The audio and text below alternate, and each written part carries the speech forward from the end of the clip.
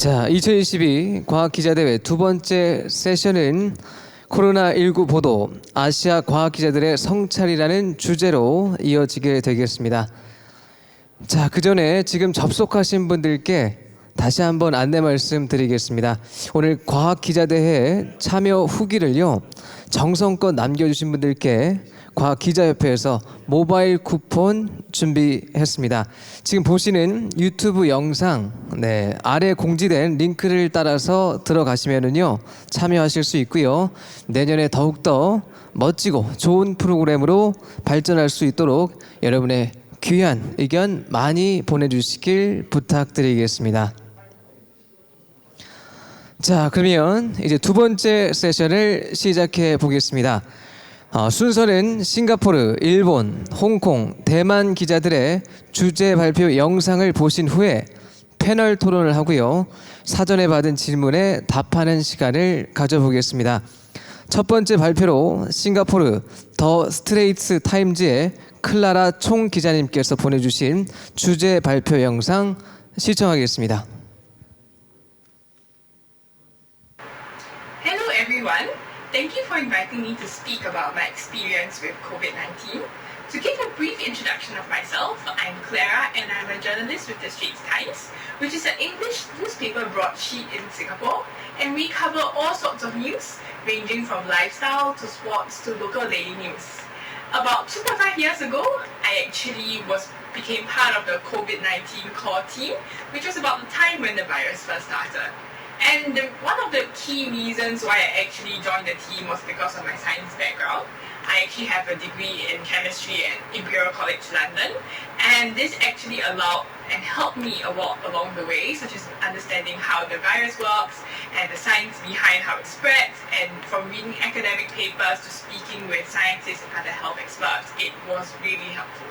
So I'll be segmenting this video into two key sections actually. The first would be a bit about how Singapore actually covers the approach that we take when we come to cover COVID-19, and of course some other insights which I have learned and picked up along the way during this entire 2.5 years of being at the forefront of the pandemic. So on to the first part of the sharing, which is about how covering COVID-19 was like back home, which is that generally speaking, there are 4 types of stories which we do. So the first type is on covering on government announcements, such as the multi-ministry task force press conferences. So these press conferences at the start of COVID-19 could happen literally very erratically, could happen once a week, could happen twice a week sometimes, and could happen as sporadically as maybe once a month, depending on the local situation in Singapore. So during these conferences, which initially were held physically, where reporters would actually attend these conferences, and subsequently they moved on to a sort of a virtual mode where we would attend via Zoom. So what happened during these conferences was that there was a panel of speakers, mainly ministers. There were 3 key ministers which were helping the task force, and they would speak about, they would take on questions from reporters as well as make the relevant announcements and give updates on the local situation. Second, we will no longer require the wearing of masks in outdoor settings, but we will continue to encourage it. Mask wearing will continue to be required indoors. These conferences were covered by a team of reporters, and we would usually put out this information really quickly the moment the embargo lifts. At the start of COVID-19, there was actually a lot of question marks on what the virus was and how it was going to spread and how severe was the disease which was going to cause. And so because of all these things that were so unknown, there was actually a lot of public panic in Singapore. So when the government first announced that Singapore was going to lock down sometime in 2020, there was actually panic buying in the supermarkets, and I'm sure you can see here, you can see the shelves all being wiped out, and as well as people panicking and really emailing lots of questions to Straits Times about what we should do, how do we prevent getting infected, what should we do if we get infected, do we just go straight to A&E, and which could potentially cause an overwhelming of the hospital capacity there. So that will bring me to my next point, which is really on the ground work. And some of this would include visiting hospitals, visiting, daycare centers, visiting the new vaccination as well as testing facilities that were built in Singapore. And that includes, of course, being in PPE gear and speaking to patients, doctors, and all the different kinds of people who were involved in the whole COVID-19 work. So at the start of the pandemic, the Singapore Ministry of Health actually used to give out very detailed information about daily case counts. So like, for example, we had a list of patients, the different case numbers, their profiles, their age, their gender, as well as even medical history and where they contacted the virus from. So by crawling through and culling through all this information, we compiled it into this long Excel spreadsheet. It was incredibly tedious, but thankful to my colleagues, we managed to get this information out, and we actually trawled through all this data and we created a lot of charts and a lot of information, data-driven stories about what the situation was like in Singapore, drawing out our own trends and plotting out our own graphs based on the data which was being given out by MOH. But of course, as the months progressed, it became increasingly unsustainable for them to give out this data on a daily basis because of the large number of cases in Singapore. During that period of time, the whole area of vaccines also came out into the front, and we started our vaccine tracking about looking at different kinds of vaccines that were available worldwide, and as well as looking at what stages of approval they were at, if they were at phase 1, phase 2, phase 3, and tracking all these for our readers. The risk from the vaccine is not zero, but this vaccine is considered safe, good quality, and effective. So I'll be taking the vaccine myself as soon as it's offered to my group, because I've personally examined the data, I know the uncertainties, and I'm convinced that the vaccine makes good sense. One of the biggest takeaways from this whole experience is really about being able to take in this huge amount of data that was coming from, let's say, the CDC, from research papers from the WHO, from Johns Hopkins University, as well as even, great resources out there like from New York Times, Guardian, and Bloomberg. They had a lot of trackers and data that showed the kind of different trends the world was taking, as well as different country comparisons. So it was important to be able to take in all this information to make it relevant for the reader. And it's also one really big thing that came out of the whole COVID-19 episode was really the whole area of misinformation. There were a lot of information being spread around on social media, as well as Telegram groups, as well as videos, YouTube, and things like that, sharing different kinds of information. And sometimes it could come from doctors themselves or people with seemingly incredible credentials. And so it came down to the job of a journalist to really discern what was correct, what was incorrect, what was perhaps a half-truth, and I could give some examples here.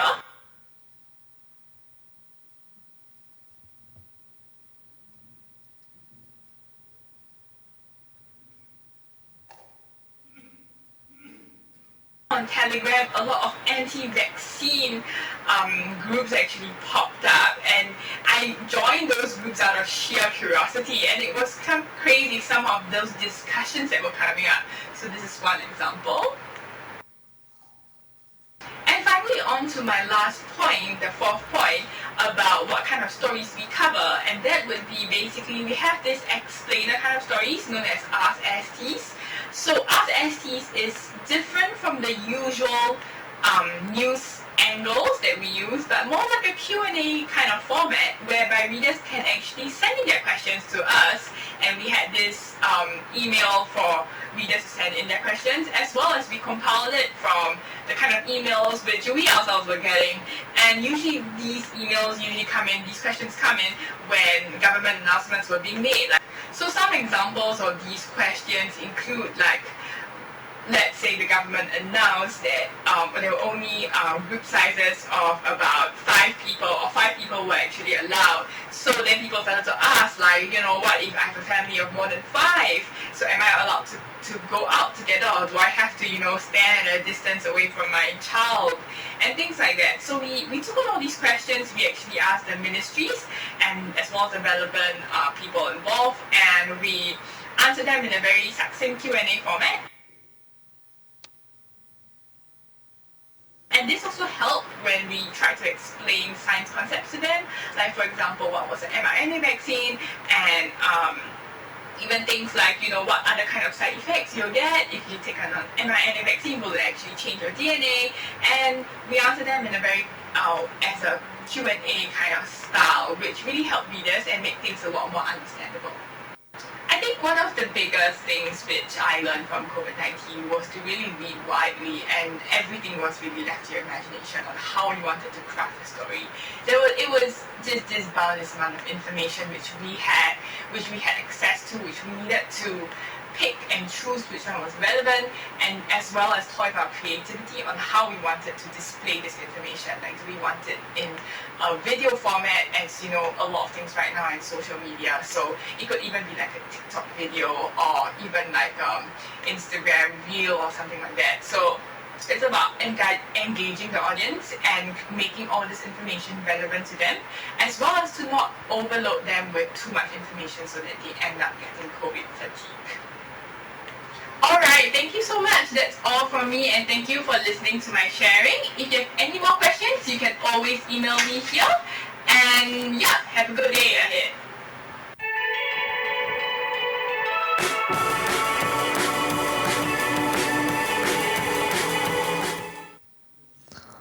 네, 이렇게 해서 첫 번째 발표 영상 함께 하셨습니다. 자, 계속해서 이번에는 일본 아사히 신문 테트 고바야시 과학뉴스 에디터님의 주제 발표 영상 함께 보시겠습니다. Thank you so much for inviting me here today. I would first like to thank the Korea Science Journalists Association for this wonderful opportunity. And thank you all for hearing today. My name is Tetsu Kobayashi. I'm a science journalist and editor of the Asahi Shimbun. Today I'll be presenting current status of the COVID-19 epidemic in Japan and the overall media coverage around this topic. And also would like to introduce some lessons from the view of the science journalist. This graph contrasts Japan's average number of patients per month with the number of Asahi Shimbun articles published with the word COVID-19. The red line is the logarithmic number of new patients confirmed per month, and the blue bar graph is the number of articles per month. The number of cases has increased rapidly since this year. It has now reached more than 20 million people in total and several tens of thousands per day.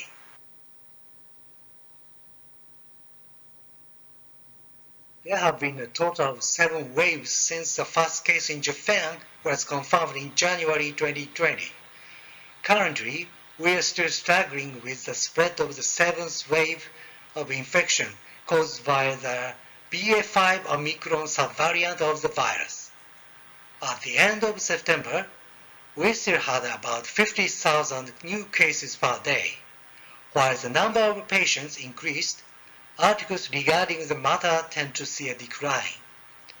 Of course, COVID-19 articles are still few in some. However, compared to the early days of the pandemic, it is clear that people's interest and concern have gradually calmed down over time. Now, if you take a look at the graph again, you would notice how the number of articles peaked in April 2020. At that time, the expert team of Ministry of Health, Labor and Welfare predicted that in the worst-case scenario, more than 400,000 people would be killed in Japan.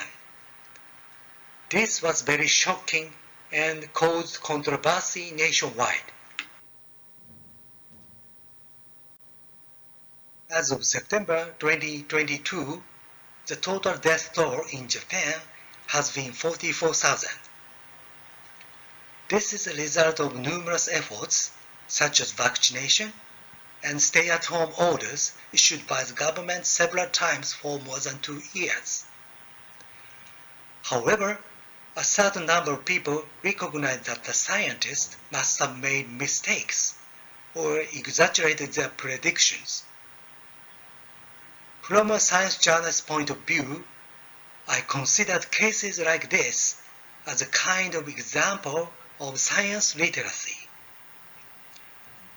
Whether people will trust the scientific facts, it depends on not only their understanding of science, but also on the character or manners of the scientists. Unfortunately, I think there was no scientist who earned the nationwide trust and became a symbolic figure among those fighting the virus in Japan.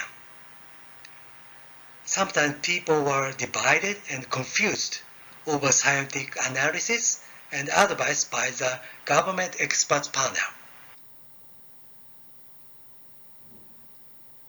As a science editor, I try to distribute the articles to be scientific, full of fairness, and diverse as possible. We always try to interview the scientists who have different opinions and who have raised controversial issues.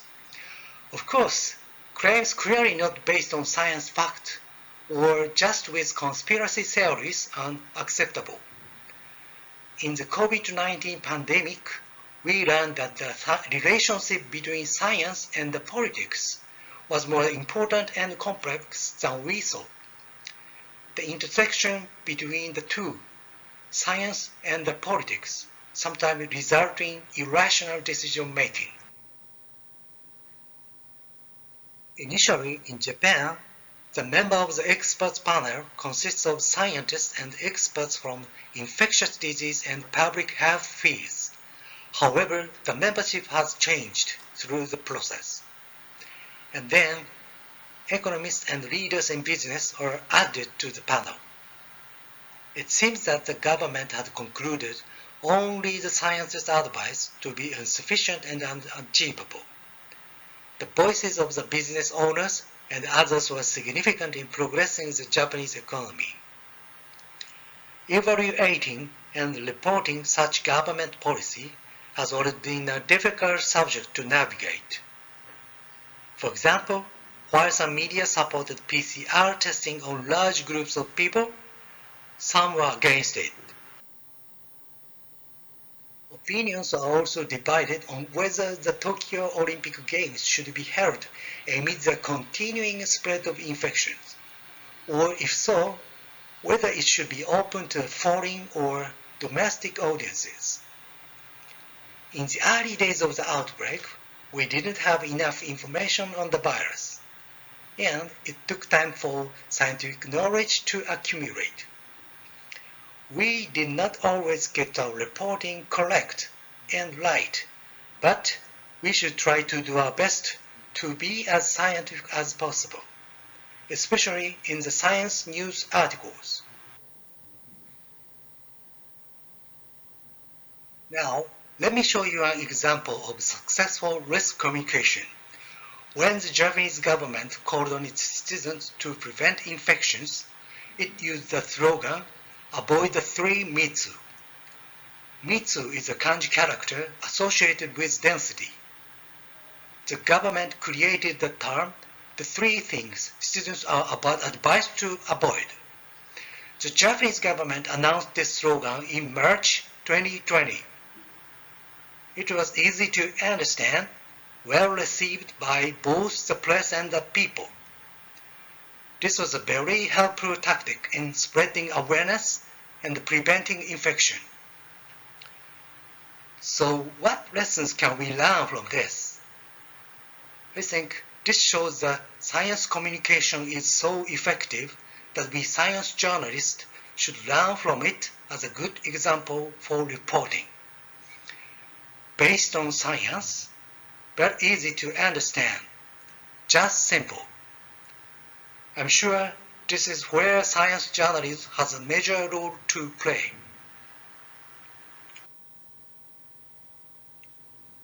Finally, I would like to introduce one of the first known examples of such science communication in Japan. It was in 1849, at the end of the Edo period, when Japan was ruled by the Tokugawa family and their retainer samurais.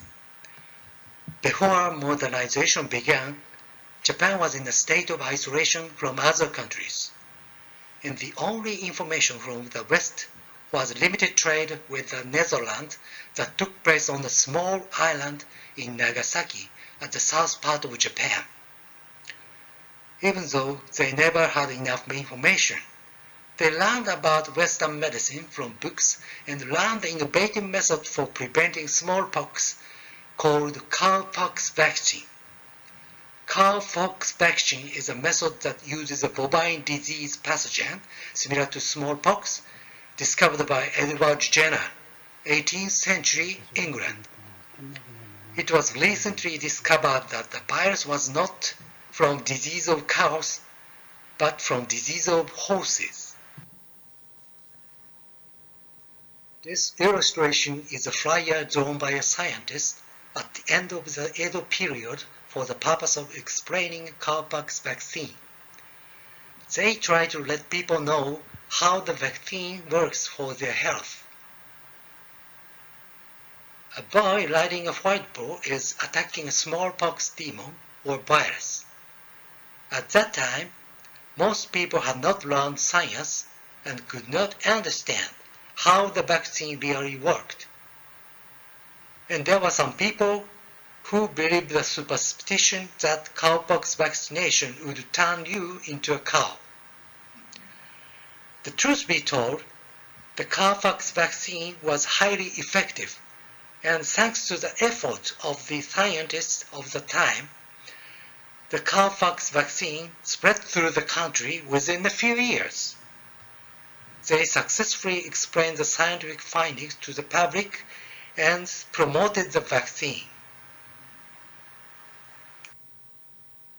I believe this episode tells us the importance of science communication and suggests a good implication for us modern science journalists as well. At last, let me show you we in Japan, people are still wearing a face mask like this. Thank you so much for your attention. I'd like to conclude my talk. Please contact me if you have any questions. 자, 여러분 박수 한번 부탁드리겠습니다. 네, 일본에서 너무나도 또 귀한 발표 영상 보내주셨습니다. 자, 계속해서 이번에는 홍콩 라디오 텔레비전의 라이언 관 기자님의 주제 발표 영상 보실 텐데요. 그 전에 테크니컬 이슈로 혹시 소음이 발생하면은요, 여러분 무음으로 하시고 자막을 참고해 주시면 대단히 감사드리겠습니다. 자, 그럼 지금부터 영상 함께 만나보시겠습니다. Hi everyone, thanks for the Korean Association of Science Journalists for inviting me to share the experience in COVID-19 reporting in Hong Kong. I'm a journalist working for a current affairs program in a broadcasting company in Hong Kong. In the past 3 years, since the beginning of the outbreak of COVID-19, I was an editor for a morningcast program in my company. I'm sure that all the journalists in the past 3 years, no matter where are you from, we have all gone through hard times both physically and mentally. I'm not sure whether the experience in Hong Kong is very special, but I can summarize some of my experience and some problems media encountered in the past 3 years.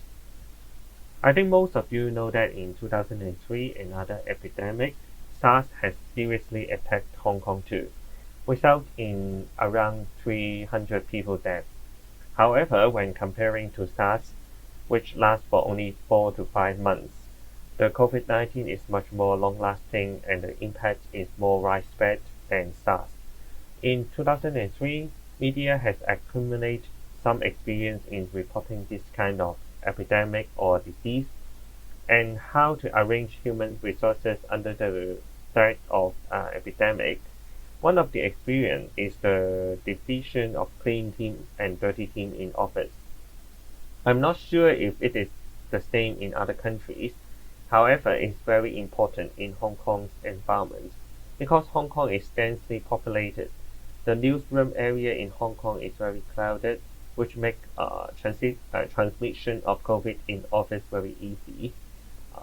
And if the transmission of virus happens inside newsroom, it will affect the operation of newsroom. Most of the Hong Kong media companies have adopted the split team arrangement.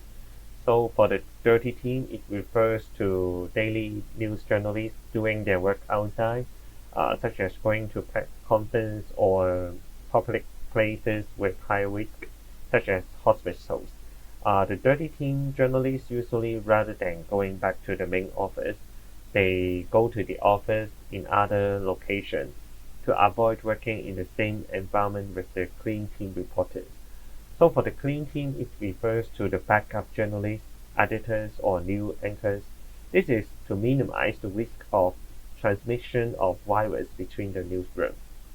So when the dirty team reporters are infected and need to quarantine, there is another team which is the clean team to replace their work, and the newsroom operation can be maintained. The arrangement has been effective since the first and second years of COVID. However, under the outbreak of virus Omicron, since the beginning of 2022, the transmission of the virus becomes speedy in public areas and society. In the peak time, Hong Kong reports 50,000 confirmed cases every day. A lot of reporters were infected maybe because of their families or in public areas. However, every news company has tried their best to maintain the clean and dirty team arrangement so that the news operation would not be affected, and most importantly, to relieve the burden of journalists mentally. A lot of journalists were under great pressure because they are afraid of being infected of their work, and they will transmit the virus to their families. So in the past 3 years, most of the filming projects outside Hong Kong have been cancelled due to a lot of travel and immigration restrictions. In the company I'm currently working in, we used to have 7 or 8 documentary filming projects outside Hong Kong, maybe in China or in other countries. But all the projects have been cancelled, even though if we go to China, the longest quarantine period was 14 days, plus 14 when returning to Hong Kong. So the time cost is too high, and the news company is not willing to invest high cost for quarantine of reporters. So at the same time, Hong Kong media are able to allocate more resources in reporting local issues in Hong Kong.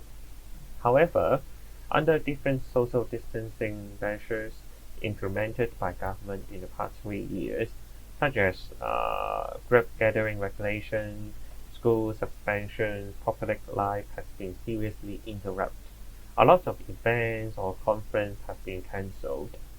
In a long period of time, there is not much topic to report other than COVID-19.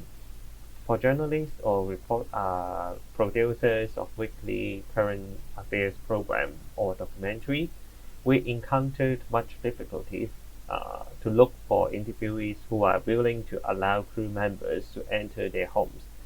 For documentary or other in-depth current affairs TV program, doing face-to-face interviews has been very important practice.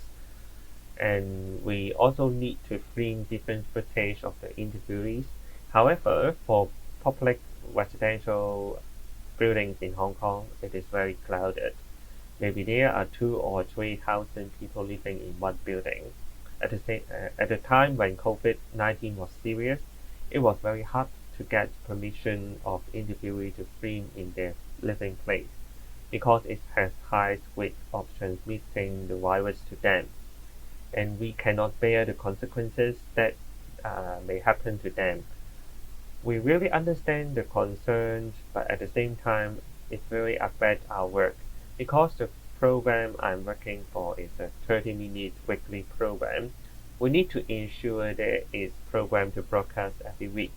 So in the past, we preferred to conduct face-to-face interview, But under the COVID situation, we began to rely much on technologies by conducting interviews using software like Zoom, video conferencing, or in some case, we borrow some device such as cameras and phones to the interviewees and invite them to stream the footage on their own for us. This can minimize the risk of virus transmission and relieve the burdens of both journalists and interviewees, but at the same time maintain the weekly broadcasting programs. The use of technologies in documentary and in-depth current affairs program production is one of the breakthroughs that can be seen in media of Hong Kong under the COVID-19. Since the outbreak of COVID-19 in Hong Kong in 2020, the media has played a very important role in updating the situation and transferring information of the government. So every day at 4:30 in the afternoon, the government officials will hold a press briefing to update the numbers of confirmed COVID cases. Officials from health authorities will attend the briefing. It has been a very important channel for the public to know the update situation of COVID every day. Sometimes governments from other bureaus will participate if there are update social distancing measures or policies.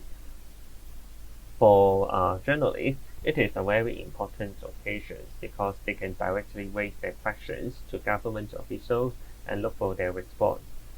Media in Hong Kong knows the importance of this daily briefing at 4:30 and will do the live broadcasting of it. However, in January 2021, the government suddenly announced to change the news briefing to online in order to minimize the risk of transmission of virus amongst journalists who attend the news briefing. Under the proposed instructions of government, journalists are only allowed to raise questions in written form, and the officials will give a summary of response to questions. Media at the time against the decision of government of cancelling face-to-face news briefing. Because if the news briefing is held online, media worry that there are possibilities of the government screening questions before answering and avoid responding sensitive questions. Also, the excuse of minimizing risk of public health is not very convincing since the news briefing has been holding for a year at a time. So, as a result, 7 media organizations in Hong Kong have joined together to against the decision of government, claiming that it is important to ensure the rights of know of the citizens. Finally, the government have decided to remain the face-to-face news briefing. It can seem that media has played a very important role to ensure the rights of citizens and the rights of journalists to raise questions to government officials. There is another government attempt to intervene how media's cover news of COVID-19. At the beginning, when the public did not know much about the virus, it is reported that the first confirmed case was originated from Wuhan in China, and before officially naming it as coronavirus, some media in Hong Kong named the virus as Wuhan virus, and also a lot of people in Hong Kong calls it Wuhan virus as well. However, after the WHO officially named the virus as coronavirus, some of the media in Hong Kong insist to use the term Wuhan virus when doing their reporting or raising their questions in the official news briefing. The government has attempted to avoid media of using the term Wuhan virus as they believe it is kind of damage the reputation of China. So in one of the official news briefing held in December 2020, after a journalist asked questions and used the term Wuhan virus, the host of the news briefing from the government official remind the journalists not to use the term Wuhan virus anymore. But many journalists complained her decision, claiming that it has violated the freedom of press and editorial independence. Although the government did not like the term Wuhan virus, they did not attempt to correct journalists anymore since then. So throughout the 3 years' time, under the situation of COVID, the government has implemented a lot of new measures which are unprecedented and no former experience in the past. So media in Hong Kong have much effort in interpreting these policies and raised much questions or worries about the news policies. One of the biggest concerns is the impact of vaccination. The government has implemented a lot of measures to boost the vaccination rate and emphasize the importance of vaccination. For example, people are not allowed to enter places such as schools, restaurants, or cinemas without the vaccine pass. However, in public opinion, some of the people felt doubt to the safety of the vaccine, and some are redundant to receive vaccines or allow their family members, such as elderly and children, to vaccinate. Many media have reported the public worries of vaccine and try to examine the effectiveness of vaccine. However, the former chief executive Carrie Lam has blamed the media of reporting too much about the side effects of vaccination, and she blamed that the media has misled the public. So some of the journalists are angry about her comments. I think most of you also know that after the tides of protests and demonstration happened in Hong Kong in 2019, the national security law from Beijing government has implemented in Hong Kong. It has modified the media landscape of Hong Kong as well. Some of the newspaper and online media, such as Apple Daily, which has a pro-democracy tendency, have been shut down or eliminated for a lot of reasons in the past 3 years. The pro-democracy media tends to produce more news reports which examine problems or weakness of government policies or expose government inability. However, now there are more media in Hong Kong that has a pro-Beijing or government tendency. They tend to deliver information from the government or interpret government perspectives. This is another problem that completely exposed under the COVID situation. To sum up, I think all of us have a very important lesson in the past 3 years. We learned a lot from COVID reporting. I wish our life can resume normal as soon as possible. Good health and thanks for all of you for your listening. Thank you. 네, 여러분 박수 한번 부탁드리겠습니다. 네. 자, 이제 계속해서 대만 유나이티드 데일리 뉴스의 이춘추 의료보건 전문 기자님의 주제 발표 영상 함께 하시겠습니다. Hi, my name is Yi Jun. I work for a daily newspaper here in Taiwan, and I have reported news about COVID-19 for more than 2 years. Today, I'm going to share some of my experience and observations with you. First, let me introduce our political background. Taiwan is a democratic country. We have elections, we have lots of parties, and most of the time our government is one-party dominant, and the dominant party can be altered by elections. Since the presidential election in 2016, our government is held by Democratic Progressive Party. This is a party focused on Taiwan independence and has an anti-China attitude towards a lot of things. As we we all know, COVID-19 is originated from Wuhan, China. So for Taiwanese people, COVID-19 is not just a contagious disease or a virus. It is something harmful from China, like missiles in a military exercise. So to defend ourselves, our government acted quickly. In January 2020, we block our border and we activate a command system that we built early in 2003 after SARS. The core of this command system is Central Epidemic Command Center. You can call it CECC. And one special thing about CECC is that it holds press conference every day. And the conference is live streaming on YouTube every 2 p.m. And during the past 2 years and 9 months, most of the time it holds conference every day, 7 days a week. Recently, it has downsized to 5 days a week, still very frequent. In the press conference, CECC will normally do 3 things.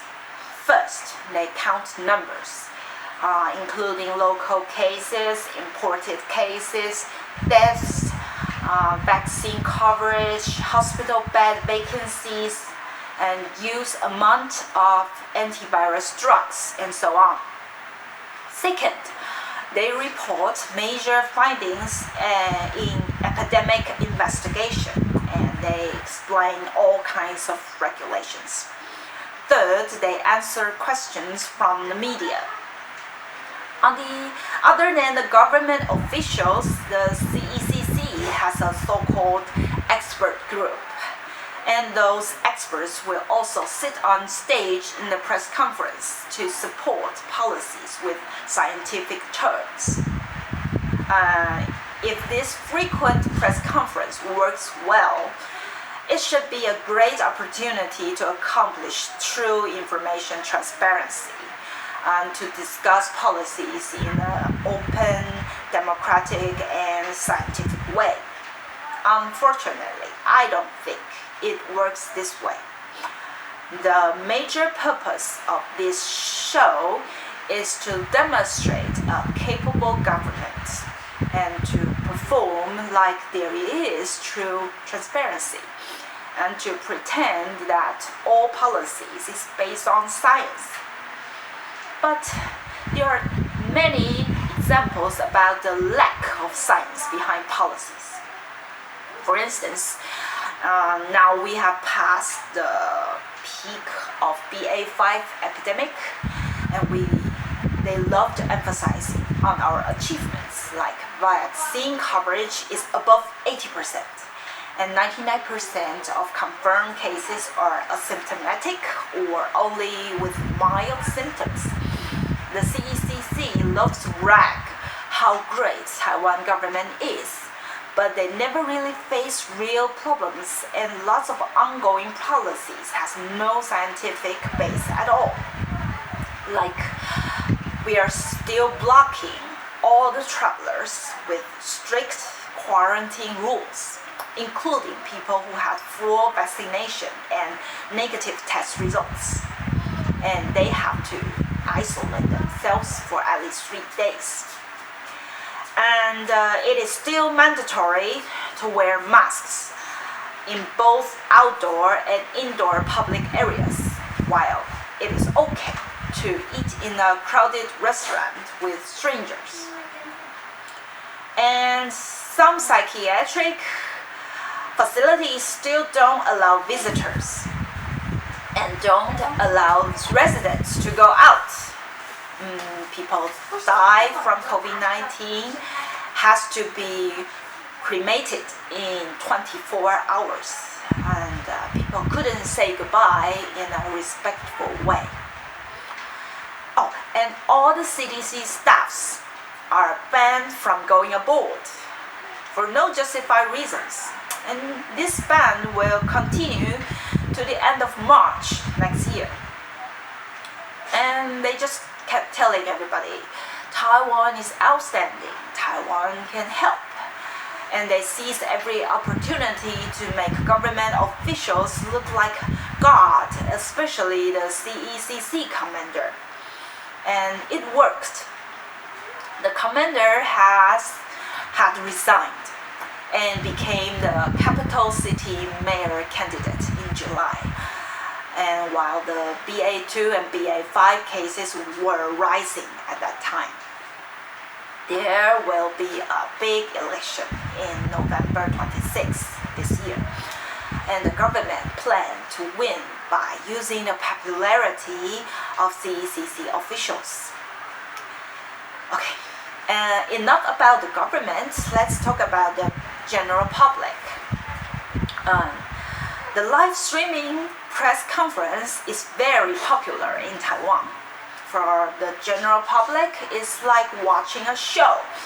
And the government officials are the good guys, and the media are bad people asking stupid questions. So when reporters ask important questions, CECC just play innocent. They don't have pressure to answer. In the first year of COVID-19, PCR tests are not really accessible in Taiwan. And the government totally don't care about a comprehensive testing strategy. And one reporter from a pro-China newspaper once asked about this, and she assumed our low case number would probably be an illusion. After asking this question, her Facebook account was immediately exposed and attacked. Her supervisor tried to help her, but soon became the next target. And the CECC media group conversation was outflowed by high officials, and those conversations has triggered more and more attacks on that media. By the time, if a media or a reporter criticize government or policy, people will think that you are pro-China. You think Taiwan is a part of China. You are making false accusations just to bull Taiwan, and you are a puppet of China, and so on. But on the other hand, actual information warfare is happening. Lots of fake news were spread from IPs in China. So there are lots of distractions for the general public. And another interesting thing about the general public in Taiwan is that people respect doctors a lot. And they believe that doctor knows well, doctor knows best. So many doctors has their own Facebook fan page. They frequently post all kinds of information and comments about COVID-19 and leading the public opinion. But sometimes they would exaggerate the things they care most, and that will lead to panic or anxiety of the public. Okay. Let's talk about us, the media. While the government and the experts and the doctors are so eye-catching, we, the media, are always struggling to get public attention. But many true experts don't want any public attention, especially under pressure of the populist. More and more interviewees ask to be anonymous. For example, once the commander claimed that if anyone deliberately go aboard and get COVID-19, he would tell the whole nation the person's name as a punishment. This obviously violates human rights, but I couldn't find anyone willing to comment by their names, because the general public simply don't want patients to be in the neighborhood. There is stigma, and the government use the stigma. And we, the media, have to try very hard to make complicated science problems understandable. For example, in the mid-2020s, many countries had already knew that positive test results doesn't mean the patient is contagious. But until 2021, our government still insisted that 2 to 3 consecutive negative results is necessary to release people from isolation. And a lot of patients were kept in the hospital for months, and the isolation almost drove them crazy. I tried a lot of ways to address this problem and wrote many articles. I searched other countries' regulations, and I tried to explain how the test works, what the results mean. I wrote about how painful the isolation was. I interviewed human rights NGOs. I wrote about the court cases that fight against this rule, but the influence was limited. Basically, nothing changed. Because why? Because public don't want patients in their neighborhood. They want to lock them up. And another crucial thing about my work is that I have to be familiar with all the official open data to make my own statistics in order to prove that problem exists. Another example. Elderly and vulnerable people should test themselves more frequently and take antivirus drug within 5 days, right? But in the beginning of BA2 outbreak, the drug delivery system was totally not ready, and the government didn't recognize positive rapid tests. They only recognized the positive PCR test, which is rare. Lots of people die because late diagnosis and no medication within 5 days. And in order to point out this, I analyzed the death data all over again. I found out that 33% of death happened too soon. People die and diagnosis on the same day, or they die the day after diagnosis. And other 9% of people die before diagnosis. This article is influential, but because so many people lost their loved ones in a sudden, right? And as I said before, our government insists that people die from COVID-19 has to be cremated in 24 hours. It is heartbreaking, and I list WHO recommendations and different countries' guidelines to show that it is not necessary to do so. And this article brought out a lot of attention, but eventually nothing changed. And after the commander became a mayor candidate, the election has become a new focus for public attention. Other parties fiercely criticize all the policies about COVID-19 in order to win the election. It seems to be a chance to make things right, but actually they are just talking. No one really wants to change anything, and the media has a lot of things to do. We still have a lot of work to do here, and that's all I can share in 15 minutes. Thank you for listening. Bye. 자, 박수 부탁드리겠습니다. 이렇게 해서 싱가포르, 일본, 홍콩, 대만 기자분들의 너무나도 귀한 영상 발표 잘 만나보셨습니다. 자, 이제는 지금부터 이제 토론을 이어가도록 하겠습니다.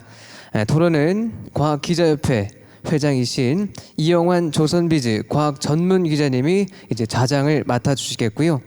네, 한국과학기자협회 부회장이신 조동찬 SBS 의학 전문 기자님, 오규욱 BBC 기자님, 유현재 서강대 커뮤니케이션 학부 교수님께서 토론을 해주시겠습니다. 오규욱 기자님의 발표 자료는요, 현장에서만 공유되는 점 여러분께 알려드리고요. 참고 부탁드리겠습니다. 네, 이제 우리 좌장을 맡으신 이영환 협회장님께 마이크를 넘기고 오늘 또 귀한 토론의 장을 함께 만나보시도록 하겠습니다. 자, 그러면 오늘 또 멋진 토론 무대 펼쳐주실 네 분께 여러분 큰 박수 부탁드리겠습니다. 네, 안녕하십니까. 한국과학기자협회장 이영환입니다. 오늘 저장을 맡았습니다. 제가 발표하는 동안에는 마스크를 벗겠습니다. 그리고 나머지 분들도 토론하는 중에는 이제 마스크를 벗으시고 그 외에는 쓰고 이런 식으로 진행하겠습니다. 오늘 그 네 분의 아시아 기자들의 발표를 들었는데 같은 상황에서 다른 식으로 대처한 모습도 있고 또 어떤 점에서는 또 우리와 같은 고민을 가졌었구나 하는 생각도 듭니다. 이러한 경험은 앞으로 우리가 다음번 혹은 또 다른 재난이든지 팬데믹이든지 이런 것이 닥쳤을 때 제대로 된 보도를 과학 보도를 할 수 있는데 그런 걸음이 되지 않을까 생각합니다. 이번 발표를 보면서 여러분들 오늘 나오신 패널들은 어떻게 보셨는지 한번 궁금합니다. 먼저 그 서강대 유현재 교수님께 여쭤보겠는데요. 제가 보기에는 그 여러 기자들이 발표를 한 걸 보니까 단순히 우리는 과학 보도가 과학적 팩트에만 근거해야 된다 이런 생각을 많이 하는데 또 어떤 면에서는 과학만으로 이 대중에게 제대로 된 정보를 전달하기가 어려운 상황도 있지 않나 이런 생각 듭니다. 정치가 무조건 나쁜 것이 아니라 과학과 정치가 균형을 이루어야 되지 않느냐, 어떤 면에서는 그런 것도 활용해야 되지 않나 이런 생각도 듭니다. 여러 각국의 정치적 상황에 따라서 과학 보도도 달라지는 그런 형태가 나타나는 것으로 보입니다. 우리나라는 어떤 상황이었는지 교수님께 한번 여쭤보겠습니다. 제가 준비한 걸 이렇게 발표를 하나요? 아니면 그냥 짧게 말씀드리면 되나요? 발표하시죠. 예. 이걸 띄워주시면 예. 포인터. 제가 오늘 그냥 그 방금 회장님 말씀하시는 거과 관련해서 그냥 한번 이렇게 좀 만들어봤습니다. 그래서 좀 편하게 들어주시면 될 것 같고요. 저는 회장님이랑 조금 다르게 아까 외국인 그 기자들 말씀하시는 거 보고 세상 사는 거 딱 똑같구나라는 생각은 조금 했었거든요. 근데 어떤 게 똑같은지 그런 것 중심으로 조금 말씀드리도록 하겠습니다. 저는 연구자로서 이제 그 뭐 메르스 때도 좀 그랬지만 조금 궁금했습니다. 그래서 제가 한번 찾아봤습니다. 왜 그러냐면 분명히 과학인데 그 바이러스는 그렇지 않습니까? 저 정치를 싫어하잖아요. 그래서 어쨌든 바이러스는 중립적인데 왜 그 과학적 보도가 잘 안 이루어지고 계속 이런 것들이 논의가 될까 생각을 하다가 일단 매뉴얼을 좀 찾아봤습니다. 그랬더니 뭐 IFJ에서도 있었고 그다음에 우리나라에서 조동찬 기자님 계십니다만은 그 감염병 보도 준칙이 분명히 또 굉장히 발빠르게 나왔었습니다. 그래서 없었던 게 아니고 또 연구자로서 분석을 해보니까 여기 이런저런 내용들이 굉장히 많았고 사실은 3종 보도 준칙이라고 제가 써놨는데 유사한 게 2012년에도 감염병 보도 준칙이 하나 있었고 그다음에 2014년 세월호 이후에 재난 보도 준칙도 있고 그다음에 요번에 이제 만들어진 것도 있어서 그걸 이렇게 분석을 해보면 사실 여기 있는 것들만 이렇게 다 잘 지켜도 사실 과학적 보도가 될 수가 있었는데 왜 안 됐을까라는 게 궁금했고 WHO에 없을까 또 있더라고요.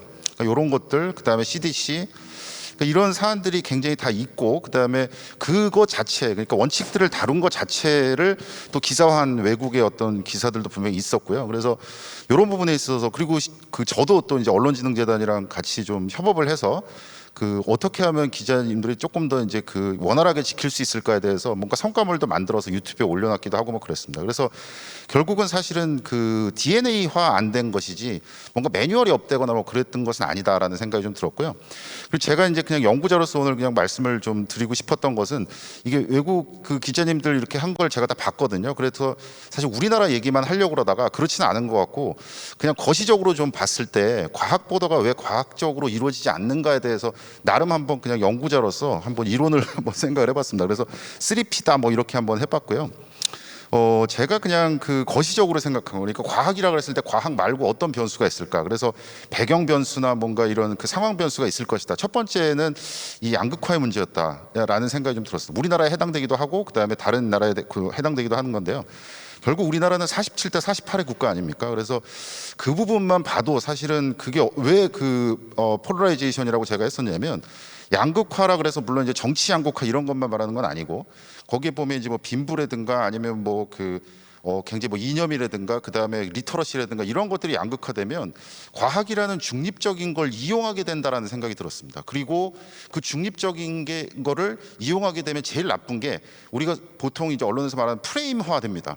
그래서 프레임이 돼서 여기 이제 여러 가지 제가 몇 개 이제 기사들을 조금 이렇게 보여드렸습니다만은 예를 들어서 어떤 진영에 내가 속했다고 생각이 되거나 아니면 그들을 대변한다라고 생각이 되면 그 기사가 과학이라는 중립으로 안 보이고 조금씩 이제 그 활용이 되기 시작해서 내가 어떤 말을 하고 싶은데 그거에 강화시키는 기제로서 과학이 쓰이게 됩니다. 그래서 심지어 이거는 이제 그 대림동 차이나타운 가보니까 무슨 가르침이 많았다 이런 건데 이거는 우리나라 문화 중에서 그런 겁니다. 우리와 외국인 뭐 이런 거가 될 것 같습니다. 그래서 이런 부분에서 생긴다거나 아니면 이거는 그 우한폐렴 공포에 뭐 유령도시 된 서울 막 이렇게 해서 저기 사진 찍힌 게 있는데 저 사진 가만히 보면 이제 한산하잖아요. 그래서 저게 유령도시라고 하는데 밑에 캡션에 보면은 오전 11시 반입니다. 그러니까 오전 11시 반은 사실은 언제 가도 저기 그 백화점 1층 지하 뭐 이렇게 가면은 한산하지 않습니까? 근데 저거를 가지고 저렇게 또 그 프레이밍화하는 어떤 그런 모습들을 조금 보일 수가 있었고요. 나머지들도 마찬가지 뭐 이런 겁니다. 그리고 코로나와 관련돼서 했더니 이제 어쨌든 우리가 다 알고 있는 어떤 양극화와 관련된 언론 환경에서 이런 보도들이 나올 수밖에 없는 거고, 그다음에 아까 제가 리터러시 말씀을 드렸는데 이게 너무나 어려워서 사실은 뭐 그 기자들이 어떤 이거에 소화를 시켜서 사실은 조금 쉽게 대중에게 전달을 하면 좋은데 그러지 못하는 어떤 그런 부분들도 분명히 있었다라는 거고요. 두 번째 제가 그 피 포털 뭐 이렇게 했는데 이게 이제 그 과학 보도를 조금 이거 어그러뜨리게 만드는 또 변수가 될 것 같다. 그건 제 포털이었습니다. 여러분들 너무나 잘 아시겠어. 오늘 이런 걸 토론하는 자리는 아닙니다만은 포털 중심이 뭐 일본이랑 우리나라가 사실 세계에서 거의 손꼽히는 포털 중심의 뉴스 소비이지 않습니까? 그러면은 사실은 뭐 SBS가 됐든 KBS가 됐든 MBC가 됐든 아니면은 다른 어떤 언론사에서 기사를 열심히 쓸 필요가 없는 상황이 되고 맙니다. 그러다 보면 이런 어뷰징, 어그로, 말도 안 되는 어떤 이런 것들이 많이 나올 수밖에 없고요. 그리고 저도 뭐 저를 포함해서 모든 사람들이 마음속에 악마가 있는데 예를 들어서 코로나와 관련돼서 과학적인 얘기를 하는 것보다 비아그라 투여했더니 살아났다 이게 훨씬 더 재밌습니다. 그러니까 이런 환경이 되면 계속해서 제가 기자라도 이런 기사를 쓸 수밖에 없겠다. 여기 뭐 이제 예를 들면 뭐 야생동물과 관련돼서 차림표를 한다라든가 이게 이제 전부 다 그 감염병 보도준 측에서 하지 말라는 것들인데 이런 것들이 다 이제 기사화 되거든요. 그리고 이제 뭐 그 대포 그 만원경을 활용을 해서 뭔가 인권과 관련돼서 약간 조금 그 소홀한다거나 아니면 불가리스와 관련돼서 불가리스도 마찬가지로 뭐 효과가 없었다보다 불가리스 하니까 뭔가 이렇게 난리가 났다 뭐 이런 것들이 훨씬 더 재밌어서 그 부분을 좀 지적하고 싶었고요. 끝으로 마지막으로 이제 정치의 비합리성 이겁니다. 근데 이거는 아까 이제 외국인 기자님들도 많이 말씀을 해주셨는데 이거는 기승전 정치가 됐을 때 얼마나 코로나에 취약한가에 대해서 그리고 앞으로도 저도 그냥 연구자로서 가만 생각해 보면 앞으로도 큰일 났다. 그러니까 어쩌면 내년 뭐 후년 이럴 때 또 이런 논의를 우리가 할 수도 있겠구나라는 생각이 좀 들었는데 대표적인 국가가 아까 뭐 일본 얘기했습니다만 일본도 그렇고 미국도 그랬습니다. 이게 기승전 정치라는 것이 여기 이렇게 그림 보시면 분명히 트럼프가 누군가를 데리고 나와서 거기 저기 이제 물론 그 감염병 전문가들도 다 이렇게 있지 않습니까? 근데 그 사람들이 얘기하려면 자기가 먼저 얘기를 하고 이게 제가 빅데이터로도 대충 이렇게 긁어보면 그 당시에 프레스 컨퍼런스를 한 사람들이 가만 보면 보건 전문가가 아니라 정치인의 목소리에 의해서 굉장히 나오고 있었고요. 우리나라만 그랬던 것이 아니라 이것도 이제 그래서 초반에 이제 그 K방역 관련해서 효과적으로 했을 때 이런 기사가 이제 뜨기도 했었죠. 일본도 마찬가지였습니다. 아까 이제 그 일본 기자님이 얘기했던 것처럼 기승전 뭔가 정치, 올림픽, 뭐 간발의 막 이런 것들 때문에 그리고 이게 우리나라와 미국은 또 그 당시에 또 선거가 있었지 않습니까? 그러니까 이런 것들에 대해서 계속해서 되면 그 정치와 관련돼서 뭔가 아젠다가 세팅이 되고 그리고 그 우리나라도 보면은 그 당시에 코로나 때도 이렇게 특히 이제 종편에 있는 방송들 이렇게 보면은 거기에 이제 패널들이 나오는데 방금 5분 전까지 이준석과 윤석열에 대해서 얘기하던 사람이 카메라 잠깐 바뀌었다 하면은 다시 또 코로나 얘기를 하고 있는 거예요, 그 사람이. 그래서 이런 부분은 분명히 짚고 넘어가야 되는 어떤 사안이 될 것 같다라는 생각에서 여기도 마찬가지입니다. 저도 저 시점을 기준으로 해서 저 분에 대한 지지를 걷어버렸는데요. 이게 과학 방역과 관련돼서 조금 그 과학자인데 과학이 아닌 것처럼 저렇게 말씀을 하셔서 저 부분도 좀 아쉬웠다라는 생각이 좀 들었습니다. 그래서 우리나라에서 분명히 이런 모습들도 보였고 제가 그 코로나와 관련돼서 설문조사를 하나를 좀 크게 한 적이 있었습니다. 근데 거기서 제가 깜짝 놀랐던 건 뭐냐면 원래 변수를 그걸 안 넣으려고 그랬는데 대답하는 사람의 정치 성향에 대해서 물어봤습니다. 사실은 그 물어볼 이유도 없거든요. 그런데 그게 굉장히 중요한 변수로 유의미하게 통계적으로 나오더라고요. 그러니까 그 부분은 언론과 대중을 이걸 놓을 수가 없지 않습니까? 그러면 그 얘기는 대중들도 이미 코로나와 관련돼서 정치화되어 있다라는 생각을 좀 하면서 약간 찝찝함 그리고 오늘 좀 얘기를 듣고 한번 좀 바람직한 어떤 그림이 뭘까를 생각해 보도록 하겠습니다. 고맙습니다. 네, 그 교수님이 마지막에 말씀하신 게 이제 귀에 많이 남습니다. 그 전문가 혹은 언론뿐만 아니라 이 질문에 답을 하는 일반인들조차도 자기의 정치적 프레임에 따라서 이런 코로나를 바라봤다는 것이 참 놀라운 현실인데요. 현장에서는 보면은 기자들이 이런 것을 취재하면서 특히나 과학의학 기자들은 전문적인 내용을 주로 다루려고 노력을 했습니다. 그럼에도 불구하고 이 정보가 정말 정확한 건지 혹은 내가 지금 바라보는 시각이 공정한지를 판단하기 참 어려운 경우가 많았습니다. 어느 때는 또 그런 보도로 인해서 기자 개인이 어떻게 인터넷에서 사이버 테러를 당하기도 했고, 그다음 기자의 취재원도 공격을 당하기도 했습니다. 앞서 발표한 아시아 기자들도 그런 경험을 소개한 바 있습니다. BBC 코리아의 오규 기자께는 그런 면을 좀 물어보겠습니다. BBC는 공영방송으로서 이런 재난방송에 대해서 오랜 경험을 가지고 있는데 거기에 대해서 공정한 보도를 하기 위해서 그리고 그 기자들과 취재원을 보호하기 위해서는 어떤 절차를 지켰는지 그걸 알고 싶습니다.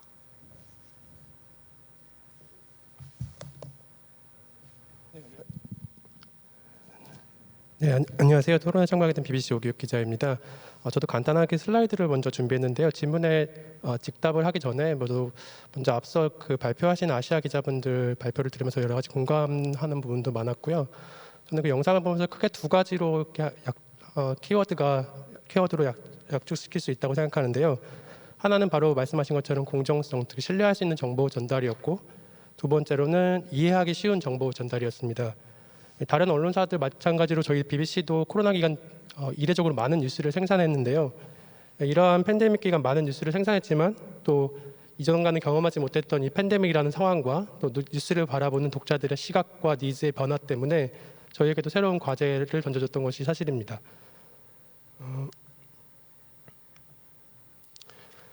저 간단히 먼저 독자들이 언론사들의 코로나 보도를 본 시각에 대해 말씀드리고 싶은데요. 영국 방송통신규제기관인 오프콤이 그 팬데믹 기간에 한 2,000명 가량의 영국 시청자들의 코로나 보도에 대한 인식 설문조사를 했는데 이때 뉴스를 찾는 독자들이 BBC 유입량이 크게 증가했던 것을 알 수 있습니다. 그 응답 이후로는 많은 사람들이 신뢰성을 먼저 손꼽았는데요. 여기 응답자 반응처럼 쏟아지는 정보 속에서 믿을 수 있는 정보를 찾는 것이 가장 중요했다는 것을 알 수 있었고요. 또 여기 슬라이드에는 다 소개하지는 못했지만 BBC 코어 프린시플 중에 하나는 인폼 그리고 에듀케이트를 가장 중요하게 생각하는데 그 부분이 이 코로나 보도 관련해서 많은 독자들이 뉴스 소비 니즈에 부합했다고 생각하는 응답이 많았습니다. 한 예로 BBC 웹사이트의 기사인데요. 그 백신이 실험실에서 사람들의 팔에 직접 닿기까지 과정을 그냥 단순히 텍스트 기사가 아니라 하나의 모바일 화면으로 볼 수 있게 한 쇼트핸드 기사인데요. 지금 시간상 링크를 클릭할 수는 없지만 링크를 클릭하면 모바일 화면에서 실제 백신이 어떻게 제작이 되고 실험실에서 어떤 실험을 거쳤고 그것이 사람들의 팔에 닿는 과정까지를 스크롤해서 볼 수 있게 만든 기사였습니다. 전체 화면에서 클릭만 해주시면 감사하겠습니다. 네, 스크롤을 한번 해주시면 볼 수 있을 겁니다. 네, 텍스트가 좀 작아서 안 보이겠지만 이러한 정보 전달력 기사가 사람들의 많은 니즈에 부합했다고 생각하는데요. 좀 이와는 좀 다른 얘기인데 이건 좀 지극히 개인적인 얘기라고 먼저 말씀을 드리고 싶은데요. 저는 이 무척 흥미로웠던 점은 코로나 기간 한국 독자들이 BBC를 바라보는 시각이었습니다. 이때 혹시 기억하실지 모르겠지만 국내 SNS에 BBC가 민족 정론지라는 말이 처음 등장했는데요. 네, 좀 저도 의아스러운 말이었는데 그런데 이유가 있었습니다. 네, 다시 슬라이드 넘어갈게요.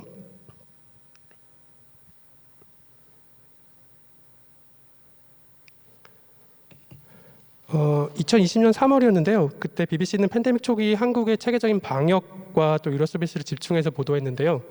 대표적인 사례로 2020년 3월 강경화 당시 외교부 장관이 BBC 시사 프로그램 앤드류 마쇼에 출연해서 한국 정부가 갖고 있던 개방성과 투명성에 대해서 주안점을 두고 방역 체계를 운영하고 있다고 소개를 했고 이 시사 프로그램을 본 한국 독자들의 반응이 무척 흥미로웠습니다. 한국 시청자들은 당시 이 BBC 보도가 한국 상황을 오히려 더 객관적으로 평가하고 보도했다고 응답하는 사람들이 많았는데요. 또 다른 사례로는 로라비코 당시 특파원이 집단 감염이 발생했던 대구를 다녀와서 한국 방역 당국의 대책에 대해 주목했고, 이때 당시 다른 외신들도 한국의 그 효과적인 또 코로나 검사, 집단 검사 테스트 능력 이런 것들을 소개하면서 당시 기억으로는 이때 K 방역이란 말이 처음 등장했던 걸로 생각됩니다. 반면 이 당시 내신의 경우는 그때 대구 신천지 집단 감염 사태를 이례적으로 좀 확대해서 보도했고, 또 일부의 제목들에 보이는 것처럼 좀 이슈몰에 가까운 보도로 좀 불안감을 키우기도 했습니다. 이때 등장한 말이 BBC가 민족 정론지라는 말이 있습니다. 저는 이 말을 들으면서 객관적이고 신뢰할 수 있는 코로나 보도가 어떤 것이었는지 한번 생각해 볼 필요가 있다고 생각하고요. 또 한 가지만 덧붙이자면 이 외신 반응이란 말도 다시 한번 좀 생각해 볼 필요가 있다고 생각합니다. 많은 내신들, 특히 이제 인터넷 매체들, 여러 매체들이 이제 외신 반응이란 말을 인용해서 기사를 쓰는 경우가 많은데요. 일부 인터넷 언론이나 또 일부 언론들에서는 정확한 출처도 밝히지 않고 출처를 확인하지 않고 단순히 이제 한국이 세계 최고다라는 메시지를 전달하거나 아니면 클릭수를 좀 늘리기 위한 목적으로 인용하는 기사들이 많았다는 것을 알 수 있습니다. 저희가 또 과학 기자라면 이런 외신 반응 인용 기사에 저희 습관적으로 하는 이 보도에 대해서 다시 한번 좀 생각해 볼 필요가 있다고 봅니다. 네, 이상입니다. 네, 잘 들었습니다. 국내 상황을 보도하는 기자로서 그 외국 언론에서 한국을 보도한 것에 대해서 이런 독자들이 더욱더 신뢰한다는 그런 반응에 대해서 좀 씁쓸하면서도 반성을 하게 됩니다. 우리가 가진 보도의 한계는 무엇이었고 어떤 점에서 위기가 있었고 그것을 어떻게 극복했을까, 그것도 좀 궁금합니다. 조동찬 SBS 의학 전문기자의 현장 취재 경험을 통해서 한번 들어보겠습니다. 네, 안녕하십니까. 저도 슬라이드 준비 좀 띄워주시겠어요? SBS 조동찬입니다. 일단 먼저 외국 그러니까 싱가포르, 대만, 홍콩, 그리고 일본 이렇게 4명의 외신 기자들의 얘기를 들으면서 정말 많이 놀랐습니다. 일단은 그러니까 기본적인 입장, 그 다음에 겪는 어려움들은 되게 공통이었고, 그리고 같은 사안에 대해서 이런 일이 있었구나, 숨은 이야기도 있었던 것 같고요. 그리고 이제 우리 BBC 기자님이 말씀해 주셨는데 공감하는 부분도 있고, 하지만 내부에서는 왜 어떤 사정이 있는지 드릴 말씀도 있는 것 같은데 얘기하겠습니다. 위원재 교수님이 해주셨지만 저희는 감염병 보도 준칙을 만들었습니다. 저희 한국과학기자협회가 주도적으로 한 건데, 사실 코로나가 올 줄 모르고 준비했던 건데 이걸 준비하는 과정에 코로나가 터져서 좀 더 서둘러서 이렇게 했습니다. 그래서 저희 과학기자협회가 먼저 주도적으로 했고, 한국기자협회 그리고 한국방송기자협회까지 이렇게 어울러서 이렇게 준비했던 기억이 있고요. 네. 너무나 감격스러워서 제가 사진을 남겼던 겁니다. 근데 이제 앞서 일본 기자가 뭐라고 말씀했냐면, 일본 전문가가 사망자가 40만 명에 육박할 것이라고 했고, 그것 때문에 많은 일본인들은 공포스러웠다고 했습니다. 그리고 일본 기자들이 정말 추적해 보니 그 40만 명의 전문가의 소리가 맞느냐 안 맞느냐, 그렇지 않더라는 거죠. 그런데 그 시대에 우리는 어떤 보도가 있었냐면요, 일본 코로나19 확진자 급감, 일본만 왜 일본이 축소한다라고 보도가 됐습니다. 우리나라에서는요. 저도 그때 되게 당혹스러웠는데 정말 축소하는지 아닌지. 다만 축소를 한다 하더라도 확진자는 축소할 수 있는데 사망자는 축소할 수 없거든요.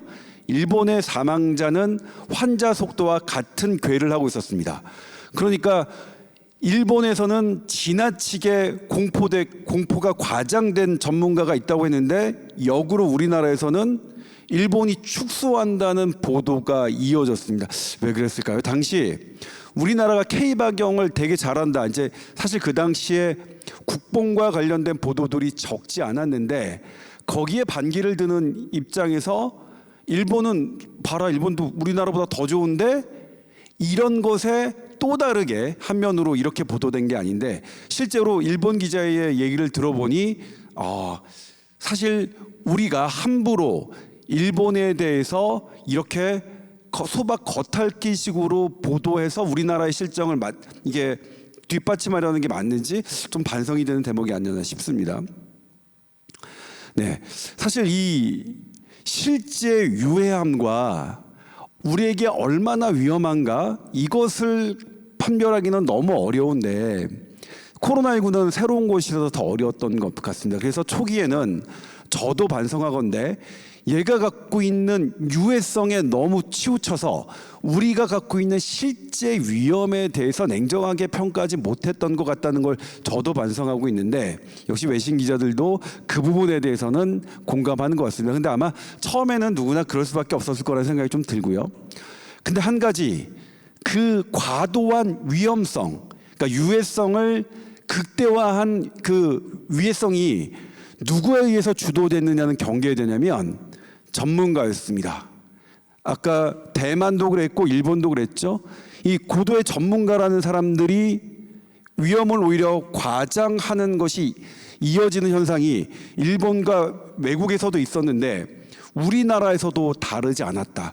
그런데 그러면 그렇게 과장하게 전문가가 하는 것이 무엇 때문이었냐? 역시 유현재 교수님 말씀하셨지만 이것에 그 사람의 정치적 성향과 완전히 배제할 수 없더라.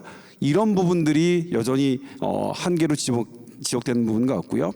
근데 가짜 뉴스 얘기가 많이 나왔어요. 대만도 그렇고 이제 그 싱가포르도 가짜 뉴스와의 전쟁을 얘기를 했는데 우리나라도 가짜 뉴스가 되게 많았지만 드리고 싶은 말씀은 가짜 뉴스는 잘못된 게 분명하지만 가짜 뉴스를 통제하려는 시도 역시 위험하다. 그런 움직임이 많고요. 그리고 어떤 진짜 뉴스나 선별된 뉴스만 제공하는 것보다는 설령 조금 틀리더라도 충분한 정보를 제공하는 게 오히려 국민의 안도감을 증대시킬 수 있다는 연구 결과도 있으니까 우리가 그런 점은 좀 참고해 볼 필요가 있을 것 같고요. 네, 이거는 제가 이제 실제로 받은 뉴스인데, 그러니까 그 문자 메시지인데 2021년에 받은 겁니다. 국내 최고 전문가에게. 근데 저는 이때 보도를 못했어요. 근데 왜 그러냐면 이때 뭐라고 말씀하셨냐면 그냥 그대로입니다. 일단 뭐 글자가 많으니까 저기 할게요. 지금 우리가 2021년 막 코로나가 아직 한창이기도 전인데 온갖 뉴스들은 코로나 때문에 우리 다 망한다. 우리 코로나로 모든 걸 다 해야 된다. 그래서 지금 우리 어떻게 했죠? 응급실도 코로나가 음성이 아니면 응급실을 못 하겠습니다. 오늘 질병관리청이 보도자료를 낸 게 이제 응급실 이용, 내가 심장병, 뇌출혈이 있어도 코로나 검사 안 받고 그냥 응급실 이용할 수 있게 하는 게 2022년 10월 11일자 오늘 질병청 보도자료 엠바고 걸린 내용이거든요. 우리 어떻게 했냐면 코로나가 너무 중요하니까 코로나가 너무 문제니까 뇌출혈이 있고 심장마비 오더라도 코로나의 음성이 아니면 응급실 이용을 못했던 게 우리 지난 3년이었습니다. 근데 이게 너무나 과도하다라는 걸 2021년에 말씀해 주셨어요. 저는 겁쟁이라서 그 내용을 보도하지 못했고요. 네, 모든 거를 다 따져봐도 이 나라는 이제 일본, 아시아 다 포함해서 16개 국가가 공동으로 연구했는데 코로나 사망자만 부각돼 있지 비코로나 사망자는 전혀 부각되지 않는데 막상 따져보니까 별반 차이가 없더라는 겁니다. 우리가 너무 코로나에 함몰되느라고 많은 것을 놓치고 있다는 신호였는데 사실 당시 2021년 분위기로 제가 이걸 용기 내서 보도하기는 저로서도 쉽지 않았습니다. 네, 그리고 저거죠. 대구 얘기를 했는데 우리나라에서 여러 아쉬운 게 있지만 이 코로나가 지역 감정을 조장하는 데 쓰였다는 것도 대단히 애석한 사연입니다. 앞서 우리 BBC 기자님이 대구 지역을 얘기를 했었는데 저는 코로나 때 처음으로 대구 경북 지역의 의사 선생님들 병원장님과의 단톡방을 열어뒀습니다. 근데 우리나라의 주요 방송, 그러니까 되게 주요한 라디오, 가장 최고의 청취율을 자랑하는 라디오 프로그램에서 초창기에 대구, 신천지를 바탕으로 한 대구 경북 지역의 환자가 급격히 늘었죠. 그때 K방역이라는 말이 깨지고 있을 때입니다. 그때 우리 한 유명한 방송인이 이거는 대한민국의 코로나가 아니라 TK 지역, 대구 경북 지역의 코로나라고 딱 선언을 해버립니다. 그때 제 단톡방 대구 경북 지역의 선생님들이 있는 단톡방은 거의 폭발했습니다. 그 동산대 계명병원이 처음으로 병원을 다 환자를 내보내고 첫 코로나 전담병원으로 됐습니다. 공공병원 말고 최초로 한 게 대구 지역의 민간병원이 한 건데요.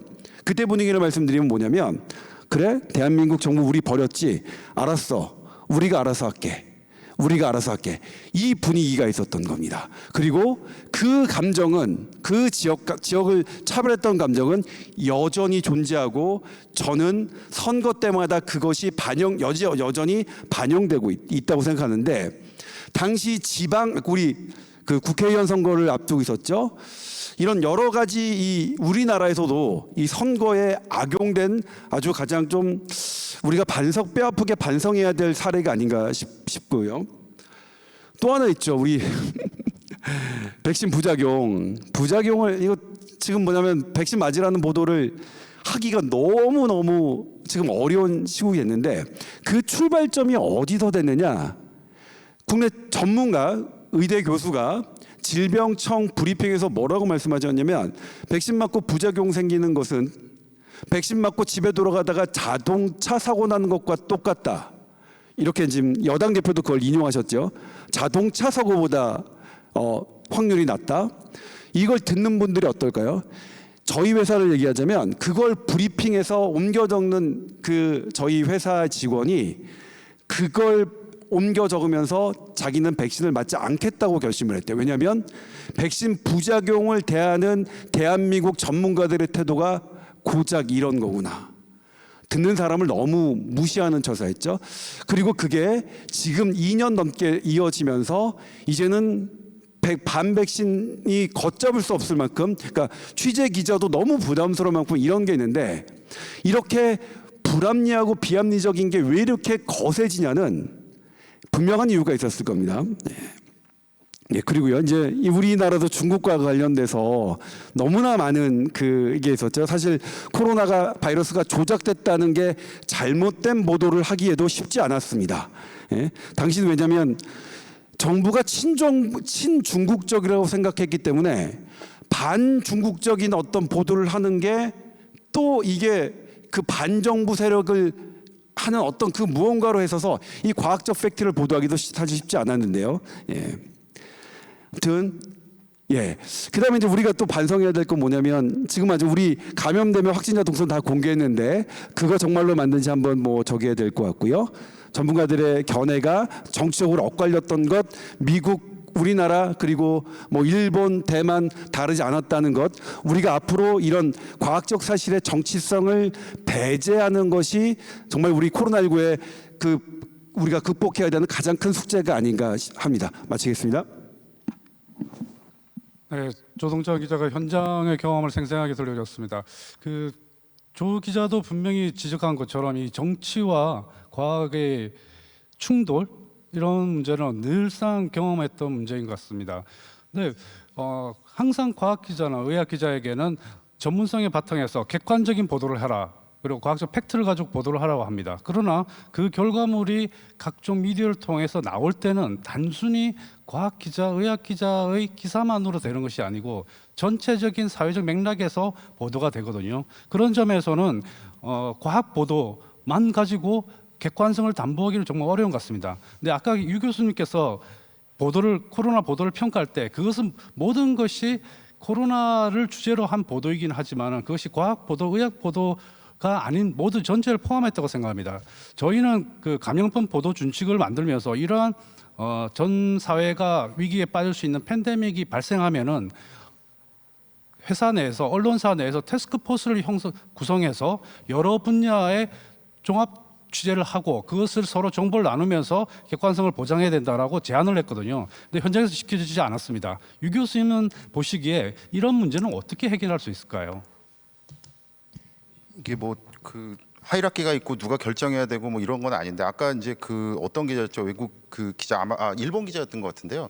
마지막에 이제 사이언스 커뮤니케이션이 중요하다 이렇게 얘기를 했지 않습니까? 근데 저는 이제 앞으로 대비를 해야 된다면 그 중에 하나가 제가 얼마 전에도 칼럼을 하나 쓴 적이 있었는데, 그 일반 기업에 보면은 어떤 직책이 있냐면 CCO라고 있습니다. 이게 우리가 일반적으로는 CEO라 그래서 이제 이규지큐티브 오피서만 있다고 생각하는데 사실 그 직역에 따라서 여러 가지가 있는데 그 사람은 이제 치프 커뮤니케이션 오피서 그러면은 커뮤니케이션 소통과 관련돼서 모든 결정을 그 사람이 하는 근데 모든 거에 다 관여하는 그런 사람이거든요. 근데 이게 어떤 단위일지는 모르지만 우리나라에도 그런 기능이 좀 있어야 되겠다라는 생각이 든 게 방금 회장님 말씀하셨습니다만은 일단 코로나 뭐 감염병 이런 게 터지고 나면 일정 기간이 지나면 저는 그 코로나와 관련된 보도는 사회 보도일 수도 있고 그다음에 뭐 정치 보도일 수도 있고 종교 보도일 수도 있고 모든 거에 다 해당될 수 있다고 생각하거든요. 그러면 뉴스룸에서 방금 말씀하셨던 것처럼 그런 시스템이 되는 건 너무너무 중요하다라는 생각이 좀 듭니다. 그래서 이게 저도 초반에는 과학과 관련돼서 뭐 과학 보도가 안 이루어진다 이게 뭐 굉장히 선정적이다 이런 것들을 그냥 일차원적으로 비판하는 역할을 하기도 했어요. 학회에 가서. 근데 가만히 생각해 보면 기자들과 이렇게 또 얘기를 하다 보면은 이게 또 그럴 수밖에 없는 뭐 케미와 그다음에 굉장히 다양한 변수 이게 사회과학이라는 게 그렇습니다. 저도 뭐 그 연구자로서만 이렇게 합니다만은 뭐 하나만 이게 원인과 관련돼서 굉장히 단일화시키려고 하다 보면 이게 해결책이 안 나오는 것 같고요. 방금 우리가 얘기했던 너무나 많은 다양한 변수들이 있지 않습니까? 뭐 정치도 있고 뭐도 있고 뭐 그런데 그거를 지금은 마치 임진왜란이 끝난 다음에 징비록을 하는 것처럼 변수를 좀 이렇게 구분을 했으면 좋겠어요. 그리고 어떤 변수에 의해서 얼마나 큰 일이 벌어졌는지가 아까 조동찬 기자님 말씀하셨던 것처럼 그 아까 단톡방 보고 저도 조금 이렇게 막 충격을 받았는데 아 이게 제가 아까 처음에 폴러라이제이션이라고 해서 양극화라고 말씀드렸는데 이 양극화라는 게 제가 거기까지 생각 못했는데 동서양이 이렇게 됐을 때 아니 동서양이래 죄송합니다 동서가 돼서 뭔가 영원한 막 이런 식으로도 막 이렇게 됐을 때는 정말 거기까지 영향을 미치는구나 그렇게 됐을 때 어떻게 프레이밍이 됐을까라는 생각을 좀 해보면 이 논의를 촉발이 됐으니까 지금은 이제 그런 논의가 좀 됐으면 좋겠습니다. 이게 모든 다 사안 자체가 뭔가 과학 뭐 이런 것들 원칙만 이렇게 하지 말고 굉장히 다양한 변수가 방역과 관련돼서 우리 건강, 그러니까 죽고 사는 문제에 영향을 미칠 수가 있다라는 그 논의가 되기 시작하면 뭔가 풀리지 않을까라는 생각이 좀 들어서요. 변수의 다양화, 가능성 뭐 이런 것들이 아마 단초가 되지 않을까 싶습니다. 네, 그 이런 위기 상황에서 과학 보도를 하는 데 있어서는 그 내용이 전문성이 중요하겠죠. 그리고 객관적인 보도를 해야 되는데 이렇게 하루가 다르게 새로운 연구 결과가 나오고 개발 소식이 나올 때 이것을 효과적으로 전달하기는 정말 어려운 과정이었습니다. 그렇기 때문에 매일매일 논문을 보고 그것을 전달한다고 해서 과연 독자와 시청자들이 이해할까 이런 의문도 가졌거든요. 이제 그런 고민에서 볼 때 아까 싱가포르 스트레이트 타임즈 기자가 SKST라고 해서 일방적으로 보도를 하는 것이 아니라 독자들이 질문을 하면 거기에 대해서 답을 하는 것이 새로운 보도 형태가 됐다는 그런 말씀이 이제 기억이 남고요. 그다음에 일본 아사히 신문 뉴스 데스크가 그 정부의 그 정책을 쉽게 설명하기 위해서 3CS 그다음에 그 한자로는 산미를 아주 단순한 글자를 통해서 방역을 어떻게 해야 될지를 소개했다는 것이 인상적이었습니다. 우리는 어떻게 본다면은 이러한 코로나 위기 속에서도 전통적인 보도 형태를 그대로 유지한 게 아닌가 이런 생각이 듭니다. 앞으로 이러한 위기가 오면은 단순히 뉴스를 전달한다 이러한 형태를 유지할 것이 아니라 그에 맞는 사회의 새로운 정보를 아주 알기 쉽게 전달하는 방법도 있어야 된다고 생각합니다. BBC 오규혁 기자에게 한번 여쭤보겠습니다. BBC는 그런 면에서는 어떠한 그 시도를 한번 했다고 볼 수가 있을까요? 네, 저희가 또 특별히 주안점을 뒀던 것 중에 하나가 그 칠드런 아동이었습니다. 그러니까 코로나도에서 아동도 당연히 뗄 수 없는 상황인데, 이제 많은 뉴스들이 이제 성인들 또 이제 뉴스 소비에 독자들의 초점을 맞추다 보니까 그런 관련 기사들이나 콘텐츠가 이제 성인들을 대한 대상으로 하는 콘텐츠들이 많았는데, BBC는 코로나 팬데믹 초기부터 이제 칠드런 섹션을 따로 만들어서 아이들이 쉽게 이제 이해할 수 있는 코로나가 간단히 설명해서 코로나가 어떤 것인지 왜 감염되는지 이런 것들을 이제 뭐 1분 미만 영상이라든지 아니면 익스플레이너라든지 이런 식으로 이제 그 독자들을 찾아가는 방법으로 택했고요. 저는 앞서 유현재 교수님 말씀 들으면서 이러한 것들이 시도가 안 되거나 아니면 좀 덜 되는 이유 중에 하나는 아무래도 뉴스를 저희 국내에서 소비하는 방식이 이제 포털을 기준으로 포털에 나오는 기사들을 많이 보다 보니까 소비 창구가 하나로 되다 보니까 거기에 포털에 올라가는 기사들이 아무래도 이제 뭐 좀 더 자극적이거나 아니면 조동찬 기자님이 말씀하신 것처럼 뭔가 이슈몰이가 되는 그런 기사들이 더 화제성이 있는 기사들을 따라가다 보니까 이런 부분들이 더 소홀했던 것도 아닌가 생각이 들고, 이건 지금 또 개인적인 생각이지만 이런 기사들이 이제 제목이나 아니면 정말 이런 기사들의 광고로 평가하는 게 아니라 정말 순수 정보 전달 차원에서 그 뉴스룸 안에서도 이런 기사들을 좀 평가하는 그런 시도들이 있었으면 좋겠다고 생각합니다. 네. 쉽게 설명하라는 압박을 항상 받고 있는데요. 또 그와 함께 특히 과학 전문 기자나 의학 전문 기자는 그 심층 보도에 대한 심층 취재에 대한 그 요구도 많이 받습니다. 그냥 단순히 오늘 나온 새로운 정보를 그냥 전달할 것이 아니라 이 정보가 이제까지 나온 정보 중에서 어느 위치에 있고 그다음에 이것이 비중이 뭐고 앞으로 해결해야 될 것은 무엇인가 이런 것을 전체적으로 맥락에서 상세하게 소개하는 것도 중요하다고 생각합니다. 그 점에서 조은석 기자도 그런 심층 그 브리핑도 많이 하고 스탠도 많이 하시는 것 같은데 사실은 좀 오 기자가 말씀하신 것처럼 포털 중심에서 뉴스가 소비되는 그런 상황에서는 그렇게 심층적인 보도를 많은 시청자들이나 독자들은 따라가지가 않잖아요. 그럼 이런 딜레마는 어떻게 해결해야 될까요? 해결 못 하고 있습니다. 일단 제가 이제 우리 회사에 선배들한테 받는 요구사항이 딱 두 가지입니다. 조동찬 너 많이 아는 거 알겠는데 잘난 척하지 말고 쉽게 써. 이 요구 받고요. 또 하나는 야 너는 전문이라면서 전문 기자라면서 왜 그 정도밖에 못해? 좀 더 심도 있게 이거를 해야 될 거 아니야. 전문가들에게 영향을 줄 수 있는 걸 해야 될 거 아니야. 이 두 개를 다 욕을 받는데 그래서 결국 저는 둘 다 못하고 있죠 현재. 다만 제가 어디서 자유롭고 싶냐면 클릭수에서 좀 자유롭고 싶어요. 이제 클릭수가 안 나왔다. 동찬아 너 그 시청률이 잘 안 나왔다 이러는 비판에 대해서는 제가 정말로 대안을 못 찾겠거든요. 근데 유현정 교수님 말씀하셨지만 그 클릭수라는 게 사실 포탈 주도 그러니까 얼마나 내가 양질의 그 기사를 생산하는다는 사실은 그 순위에서 배제되지 않습니까? 포탈은 클릭수의 그 광고가 되기 때문에 그래서 어떻게 이 포털 중심의 클릭수 그다음에 그게 돈으로 연결되는 구조를 끊느냐가 저는 정말로 관건인 것 같은데 다만 기자 개인으로서도 노력은 둘 다 하면 좋겠지만 어려운 그 심층적인 것을 쉽게 쓴 게 좋겠지만 그게 불가능하다면 지금은 너무 쉽게 하는데 모든 언론사가 너무 매몰되어 있는 것 같다. 누군가는 클릭수 안 나오더라도 좀 어렵더라도 이게 전문가들이 보더라도 이거 이런 부분이 있었네 이런 게 좀 더 우리가 힘을 써야 되는 부분이 아닌가 이렇게 개인적으로 생각하고 있습니다. 지금 조 기자가 말씀하신 걸 보면서 아까 앞서 두 질문과의 연결점 저는 이제 생각이 드는데요.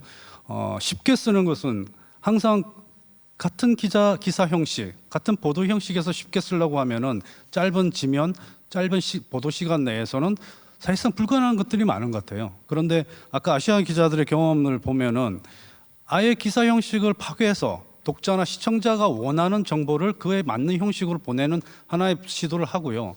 또 다른 면에서 심층 분석은 우리가 매스미디어의 한계를 벗어나야 되지 않나 생각합니다. 우리는 모든 사람이 중학생 이상이면은 보도를 다 이해해야 된다라고 생각합니다. 그런데 그 정도 보도로 하면은 담을 수 있는 정보량은 한계가 있고 그 진전을 하기가 어려운 그런 상황이라고 생각하거든요. 어떻게 본다면 오피니언 리더라든지 그런 방역 전문가들에게 우리가 새로운 그 대안을 제시하려고 하면 타겟팅된 오디언스를 대상으로 한 보도도 필요하지 않나 하는 생각 드는데 유현주 교수님은 어떻게 생각하십니까?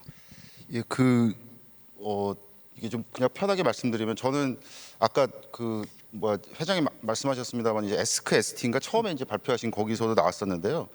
이게 이제 저도 그 생각을 했었어요. 그러니까 이게 앞으로 저도 신방과에 있습니다만은 기사는 어떻게 해야 되고 기사 포맷이 어떻고 스트레이트가 있고 심층이 없고 이렇게 그냥 구분하지 않습니까? 근데 그걸 파괴할 때가 됐구나라는 생각. 그래서 항상 보면은 그 포맷이라는 거 있지 않습니까? 그 포맷을 처음으로 개발하면은 사실은 그 대중이 움직이거든요. 그러면 그걸 역으로 생각하면 기존에 몇백 년 동안 우리가 쌓아왔던 그 기사를 전달하는 방식 그런 것들에 대해서 파괴가 있지 않으면 이건 계속해서 뭔가 대중과의 괴리가 있을 수밖에 없다. 그래서 예를 들면 우리가 이제 아까 제가 이제 잠깐 말씀드리려다 까먹었던 게 있었는데 일단은 뭐 우리나라의 정보를 생산하는 주체가 대표적으로 정부가 있고 그다음에 중간에 언론이 있고 대중이 있지 않습니까? 그런데 저는 그래야 될 것 같습니다. 정부도 잘해야 되지만 또 하나 이제 대중이나 언론 뭐 이렇게 해서 같이 이게 올라운드 플레이어 서로 이게 협업이 돼야 되는 게 uncertainty 불확실성을 다루는 방법에 대해서 서로가 조금 면역을 가져야 되겠다는 생각이 듭니다. 그래서 왜 그러냐면 기사와 관련돼서 기존에 썼던 그 문법을 그대로 지키면 여기 조동찬 기자님도 계시지만 너무 이게 기자들이 내가 완벽한 걸 상품을 내놔야지만 된다라는 압박감에 빠지면 어떻게 2년, 3년 동안 이어지는 감염병 위기를 이걸 계속할 수 있겠습니까? 그러면 대중도 마찬가지로 아까 에스크 얘기를 했었는데 뭐 거창한 걸 물어봐서 mRNA가 어떻게 이런 걸 물어보는 게 아니라 나 사실은 어제 백신 맞았는데 살짝 술 2잔만 해도 될까요? 이런 걸 유치하게 물어보면 그거에 대해서 아는 만큼 그러니까 불확실성은 어느 정도 인지해야 되죠. 그러면 기자 입에서도 그것까지는 잘 모르겠어요. 그다음에 심층과 관련돼선 뭐 딴 데서 이렇게 하면 되겠습니다라고 하면 이게 서로 간의 이 플레이가 될 것 같습니다. 그래서 그 부분에 있어서 조금 어깨 힘도 빼고 제가 기억하기로 정경 청장도 마지막에 이제 나가시면서 그 말씀을 하셨다고 그러더라고요. 불확실성에 대해서 대중에게 전달하는 것처럼 어려운 게 없었다. 왜 그러냐면 아까 우리가 양극화 얘기했습니다만 양극화에서 최악의 시나리오가 뭐냐면 서로에 있어서 완벽할 수 있다는 걸 가정해 버려요. 그러면 이쪽에서 뭔가 잘못했다 그러면 그거 그냥 공격하고 사실은 전혀 그렇게 완벽하지 않거든요. 이 완벽하지 않고 불확실성에 의해서 우리가 뭔가 피해보고 그다음에 어쩔 수 없는 그런 상황들을 받아들일 수 있는 어떤 그런 뭐랄까 약간 여유 그런 게 없으면 계속해서 이게 반복될 것 같다라고 해서 지금 뭐 기자대회라 그래서 기자들한테 뭐 이런 게 아니라 대중들도 같이 이게 상호작용이 돼야 되지 않느냐. 그래야만 아까 기자들이 얘기했던 가장 이상적인 형태의 사이언스 커뮤니케이션 그 행태가 되지 않을까라는 생각을 좀 해봅니다. 네, 유 교수님이 어깨에 힘을 내려놔야 된다 이렇게 말씀하시니까 예전에 경험이 떠오르는데요. 우리나라는 참 놀랍게도 매년 한 차례씩 과학과 관련된 아주 굵직굵직한 사회적 이슈들이 있었습니다. 또 최근에 정치적으로 또 논란이 되게 보면 다시 광우병 이야기가 회자가 되지 않습니까? 그때도 과학을 이야기했습니다. 그런데 사회는 과학이 아니라 정치적 논란에 휩싸였죠. 그때 많은 분들이 그런 말씀을 하셨습니다. 당신이 뭐 이것이 일반 사람들이 말하는 거 다르다고 말을 하는데 과학 기자가 그러면 이를 먹으면 죽느냐, 죽지 않느냐? 그러면 대부분 괜찮을 것 같다 이러면은 그걸 100% 확신하냐 그러면 과학에서는 100%가 없습니다 이러면은 그럼 둘 중 하나 아니냐?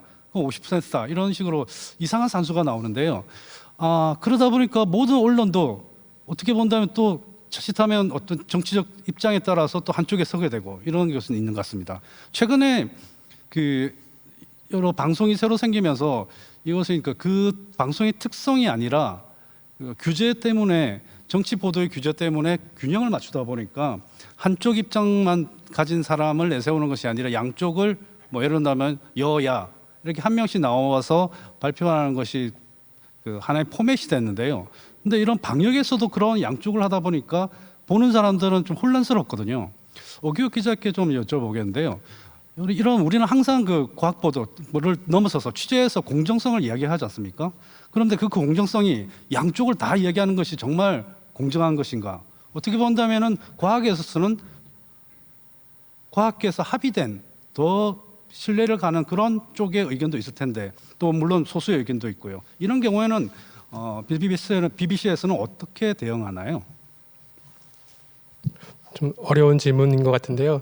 뭐 저희 모든 언론사들이 고민하는 거겠지만 공정성, 페어니스나 이런 밸런스 문제 같은 경우는 BBC도 가장 중점으로 생각하는 부분이고요. 저희 코어 프린시플 중에 6가지 중에 페어니스가 가장 먼저 나와 있는 부분인데 저희는 내부에서 많은 이렇게 얘기합니다.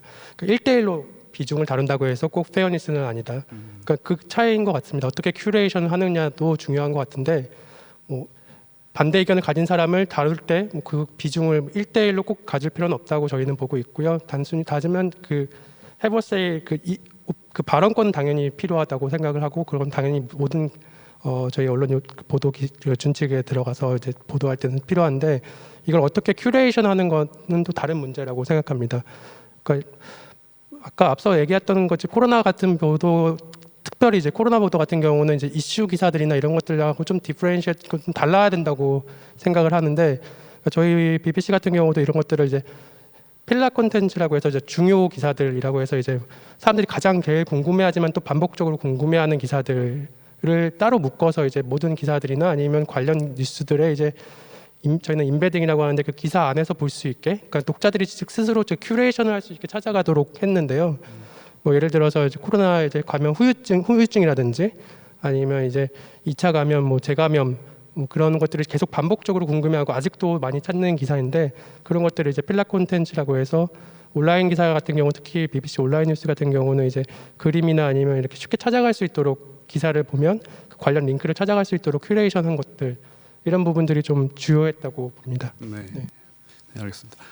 그 아까 홍콩에서 발표를 할 때 보면은 그 우한 바이러스란 명칭에 대해서 논란을 좀 소개를 했는데요. 우리 그 과학기자협회도 감염병 보도 준칙을 발표를 하면서 어떤 질병에서 특정 지역을 암시하는 용어를 쓰지 말자라고 했습니다. WHO도 같은 입장이었습니다. 그것은 어떤 그 부정적인 이미지를 한 지역에 씌우는 것은 잘못된 행동이라고 생각했습니다. 그런데 홍콩의 경우에서 보면은 정부가 그런 단어를 쓰는 언론을 통제하려고 하니까 이것은 언론 자유에 대한 통제이라 하면서 언론 단체들이 다 반대했다고 나왔습니다. 이건 좀 우리가 생각하는 상식과 좀 다른 것 같은데요. 조동찬 기자는 이런 그 코로나 같은 위기 상황과 언론 자유, 이런 그 딜레마는 어떻게 풀어야 된다고 생각하십니까? 네, 못 풀고 있죠. 일단 저는 최근에 제 생각이 또 어떻게 바뀔지 모르겠지만, 보도 준칙이 정말 언론에 맞는 건가? 저희가 이제 뭐 감염병 보도 준칙 만들려고 정말로 어마어마하게 노력을 해서 한 입장으로서 참 허탈한 얘기일 수도 있는데, 최근에 자살 보도 준칙 때문에 그렇습니다. 우리 자살을 사용하지 않고 있죠. 그래서 극단적 선택이라는 말을 합니다. 그런데 지금은 극단적 선택을 누구나 자살로 여기고 있죠. 그런데 자살이라는 말을 쓰지 않고 극단적 선택으로 하는 게 무슨 의미가 있느냐. 그리고 실제 우리나라 데이터에서도 자살이라는 말 안 쓰고 극단적 선택이라는 걸로 보도를 하지만 베르테르 효과를 억제하지 않습니다. 아예 보도를 안 하면 모를까. 자살이라는 단어를 사용하지 않고 보도를 하면 베르테르 효과를 억제하지 못했습니다. 결국 우리가 이제 그런 부분에 있어서, 그러니까 여러 이유가 있겠죠. 우한이라는 지역 명칭을 쓰지 않는 건 회장님이 말씀하셨지만 그런 것 때문에 하는데, 홍콩의 상황은 그런 상황을 오히려 더 초월하는 그런 국민 감정이 있지 않는가? 그래서 기자는 어떤 원칙이 엇마 있는 게 아니라 토탈리 모든 걸 생각해서, 그러니까 그 준칙, 그런 이유 이런 걸 생각하고, 그 다음에 당시에 우리나라 상황, 그러니까 홍콩의 상황 있죠. 상황에서 그렇게 모든 것을 좀 뛰어넘어서 결정해야 되는 게 언론인이 해야 되는 게 아닐까, 그런 생각을 좀 하고 있습니다. 네, 감사합니다. 오늘 장시간에 걸쳐서 지난 3년간의 코로나19 보도에 대해서 아시아 기자들의 경험을 공유하면서 우리의 상황을 다시 되짚어보는 시간을 가졌습니다. 이번 그 컨퍼런스에 참여해주신 모든 아시아 기자들에게도 감사드리고요. 이것을 통해서 앞으로 또 다른 위기가 올 때 지역이 가까운 아시아 국가의 과학 기자들이 서로 협력하는 기회가 되기를 바랍니다. 제가 좋아하는 그 과학 영화 인터스텔라에 보면은 그 재밌는 좋은 단어가 나옵니다. 거기서는 우리는 답을 찾을 것이다. 언제나 그랬듯이 이렇게 나옵니다. 과학 만능주의는 항상 비판받았지만은 답을 찾아가는 노력은 분명히 과학 만능주의가 아니라 과학을 바탕으로 해서 사회 각 부분이 서로 협력해서 현명한 길을 찾는 것이라고 생각합니다. 그런 점에서 오늘 이 토론회가 그런 답을 찾아가고 답을 찾는 길을 여는 그런 기회가 되길 바랍니다. 오늘 참여해 주신 모든 패널들에게 감사드리고, 시청해 주신 여러분들, 참석해 주신 여러분 감사합니다. 감사합니다. 네, 코로나19 보도 아시아 과학 기자들의 성찰이라는 주제로 진행된 두 번째 세션 잘 보셨는지 모르겠습니다. 오늘 바쁘신 와중에도 토론 패널로 참석해 주신 분께 다시 한번 진심으로 감사 말씀드리겠습니다.